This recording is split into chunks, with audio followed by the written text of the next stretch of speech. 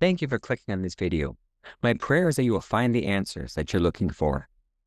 I received a question that asked, 15,000 children die from starvation each and every day, and God does nothing. Your thoughts? So I'm going to answer this question specifically, but at the same time answer why there is suffering. I can confidently say, based on a number of studies, that there is enough food to feed all the people on earth. The problem is that the food is not equally distributed, and those nations that have an abundance either don't want to share their food, or the impoverished nation can't afford to pay for the food. I've also read that a large portion of the aid that is sent to those nations is redirected so that it doesn't reach those in need. One final fact, I've read about a number of crops that have been developed which can grow in any climate and soil. But again, these have a cost attached to them, which has prevented them from being shared with nations which need them. So where does God fit into this? God has granted humanity dominion or stewardship over the earth, and has granted them free will. God has the power to make people and nations generous, but he will not violate the free will of people, even if they're motivated by greed.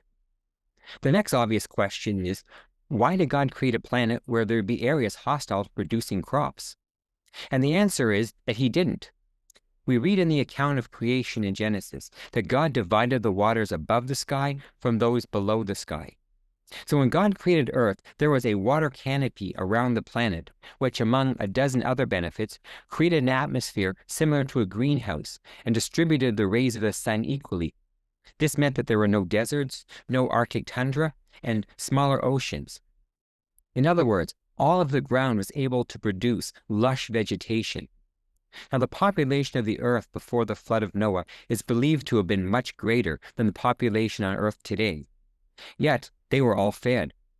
This changed when the water canopy was lost, creating the flood in Noah's day. Now, the earth itself is under the curse of sin. That's why the Apostle Paul said that all creation is groaning in anticipation of the redemption of the earth. What will that look like? Well, we have a couple of glimpses into what an uncursed earth would look like. When the Israelites spied out the promised land, they brought back a single cluster of grapes that took 2 people to carry. In present times, there is a renewal in South America that has brought forth similar results, including perfectly sweet carrots that require 2 people to lift them.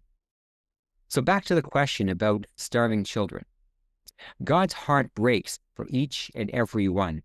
He sees each suffering child. Matter of fact, Jesus said that God sees every bird that falls. How much more people? So why is there suffering? 1, sin has corrupted the world and the human race. 2, we have a very real adversary that seeks to steal from us, to kill us, and to destroy the image and work of God in the earth. And 3, God has been rejected and told that he isn't welcome. There are actually many nations on earth that worship demons, and where people are dedicated to demons at birth. God is a gentleman and will not force himself into a place he is not welcome, or violate our free will and our stewardship of the planet. Follow me for more practical answers to questions of faith.